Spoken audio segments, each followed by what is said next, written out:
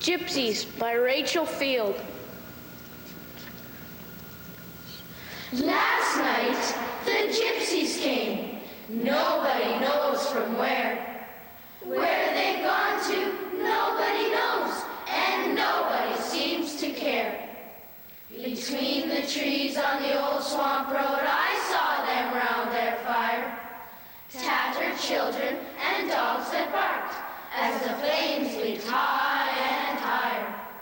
There were black-eyed girls in scarlet shawls, old folk wrinkled with years, men with handkerchiefs round their throats and silver loops in their ears.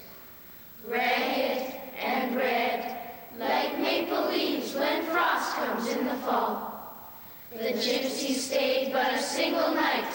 In the morning, gone were all. Never a shaggy gypsy dog, never a gypsy child. Only a burnt-out gypsy fire where danced that band so wild.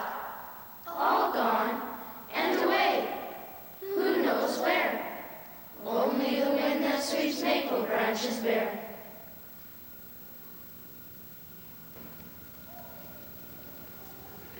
Les petits fumeurs, au lieu de prendre le leçon, fumaient 4 petits garçons. Sur le bureau de leur papa, ils avaient trouvé du tabac. Chacun, n'ayant pas de papier, avait découpé son cahier. L'un se brûle avec un charbon et dit: fumez, c'est vraiment bon. Le second prend un fier maintien et dit: ma foi, ça va très bien. Avec des larmes dans les yeux, l'autre dit: c'est délicieux. Le tout petit, crachant, toussant, dit: je suis un homme à présent. Le soir, ils se mirent au lit, grelottant et le front pâli. On les soigna longtemps, longtemps. Ils redevinrent bien portants. Ils furent sages désormais. Ils ne fumèrent plus jamais. Going to Bed by Marchette Chute. I'm always told to hurry up, which I'd be glad to do if there were not so many things that need attending to. But first I have to find my towel, which fell behind the rack, and when a pillow's thrown at me, I have to throw it back. And then I have to get the things I need in bed with me, like marbles, my birthday train, and Pete the chimpanzee. I have to see my pollywog is safely in its pan and stand a minute on my head to be quite sure I can. And then I have to bounce upon my bed to see if it will sink. And then when I'm covered up, I find I need a drink.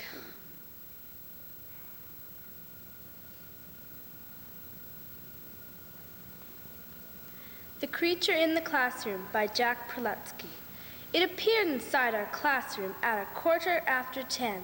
It gobbled up the blackboard, 3 erasers, and a pen. It gobbled teacher's apple, and it bopped her with the core. "How dare you?" she responded. "You must leave us. There's the door." The creature didn't listen, but described an arabesque as it gobbled all her pencils, 7 notebooks, and her desk. Teacher stated very calmly, "Sir, you simply cannot stay.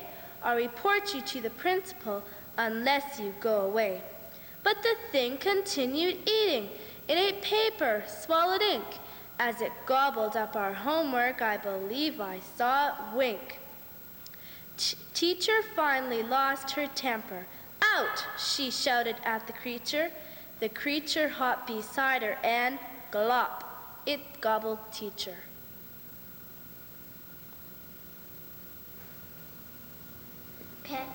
Pets and Cake by Oren Cochran. My sister Sue, does she love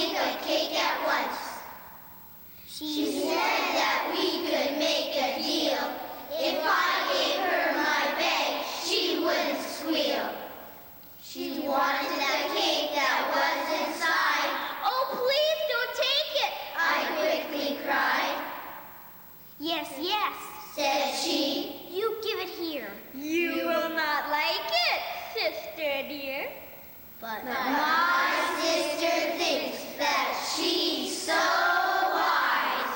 But I think she's in for a great surprise. My sister smiled and grinned with glee. She thought she got the best of me. I sadly handed her that bag and wiped my tears upon her egg. My sister's in for one big fright. I'll prove her brother's always right. 'Cause in that bag there is no cake. There's nothing there but my pet snake. Silverstein. This morning I got kidnapped by 3 masked men.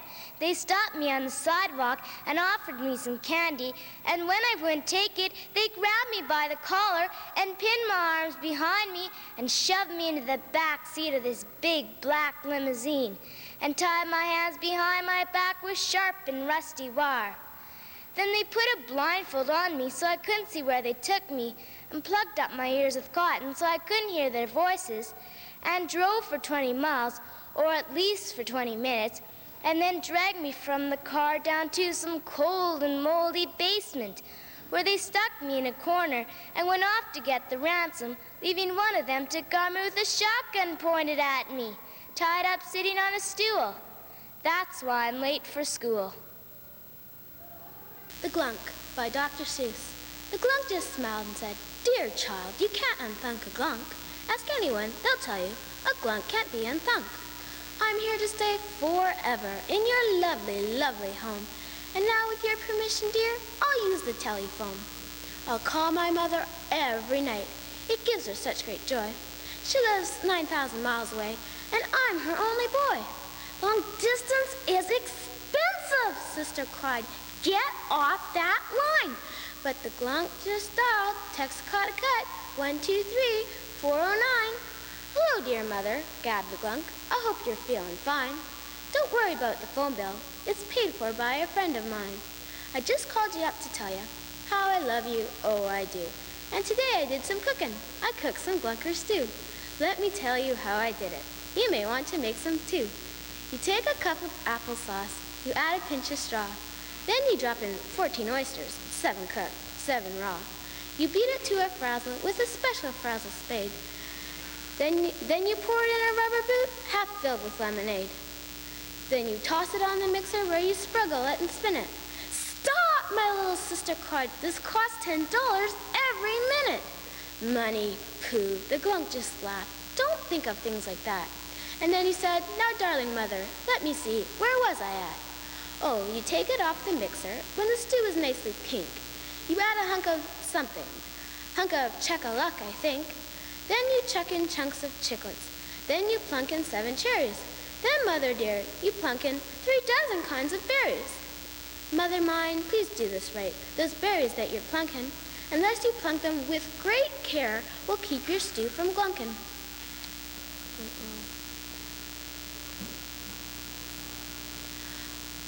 "Stop, stop!" my little sister screamed. "It's not a funny joke. My father can't afford this call. My father will go broke." "Now you be still," the glunk snapped back and kicked her in the shin. "Don't interrupt my mother when she's plunking berries in. Now, mother, plunk one berry blue. Now plunk one berry raz." "What's that? You don't have any raspberries." "Oh, everybody has. But if you don't have any berries raz, then a schnutzberry will do. I know you have a schnutz. Now plunk it in the stew." And he went on talking berries with his dear old darling mother. He jabbered and he blabbered for 1 whole hour. Then another. He talked $300 worth. My sister shook with fright. "This glunk might cost us millions. He might blabber on all night. My father will be ruined. We'll be penniless. We're sunk unless I can unthunk him. Oh, I must unthunk this glunk." And that's how I found them. She was standing there unthunking. That glunk was still talking glunker stew. That glunk was not unglunking. Could she unthunk the glunk alone? It was very doubtful whether. So I turned on my unthinker, and we unthunked the glunk together. After that, I gave her quite a talking to about her thinker-upper. Now she only thinks up fuzzy things in the evening after supper. The baby.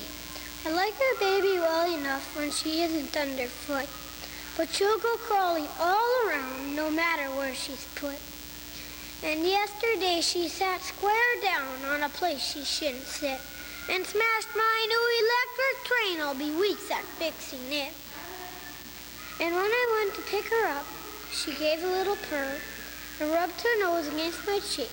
I'm kind of fond of her.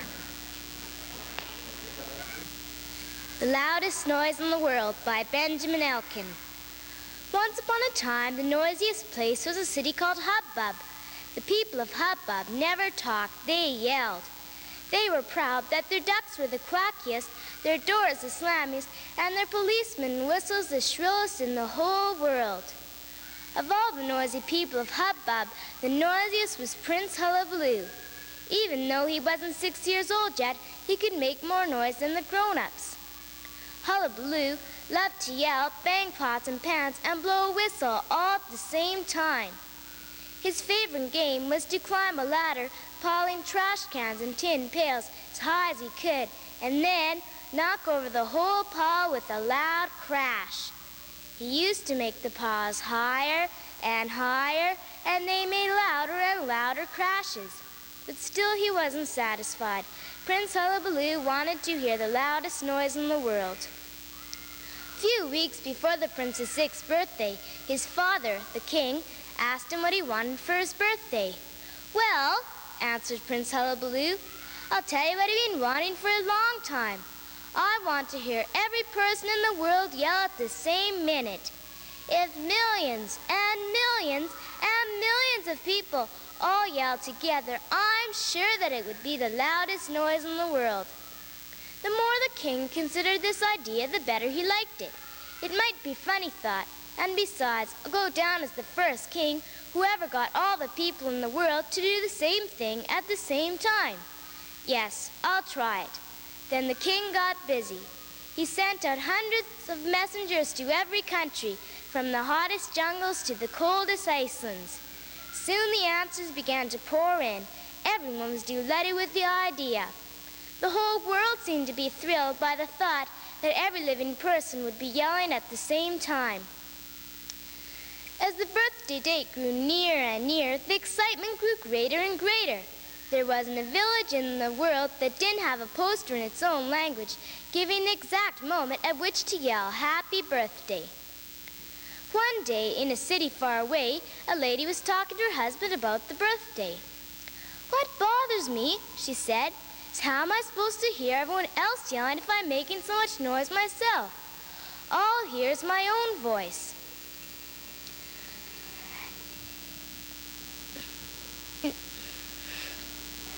"You're right," answered her husband. "When the time comes, we'll open our mouths at the rest of the crowd, but we won't make a sound. Then, while all the others are yawning their heads off, we'll be quiet and really hear the noise."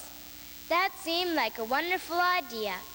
Without meaning any harm, the lady told her neighbors about her plan, and her husband told his friends. Still without meaning any harm, the friends told their friends, and those friends told other friends. Before long, people all over the world, even in the city of Hubbub, were privately telling one another to open their mouths at the right time, but not to yell, so they would be able to hear all the noise made by everyone else. And so the important moment came closer and closer. In all corners of the earth, crowds of people gathered at their public meeting places. All over the world, eyes stared at the large clocks ticking away the seconds. It seemed that a shock of excitement, like electricity, had swept around the world. In Hubbub, of course, the excitement was the greatest.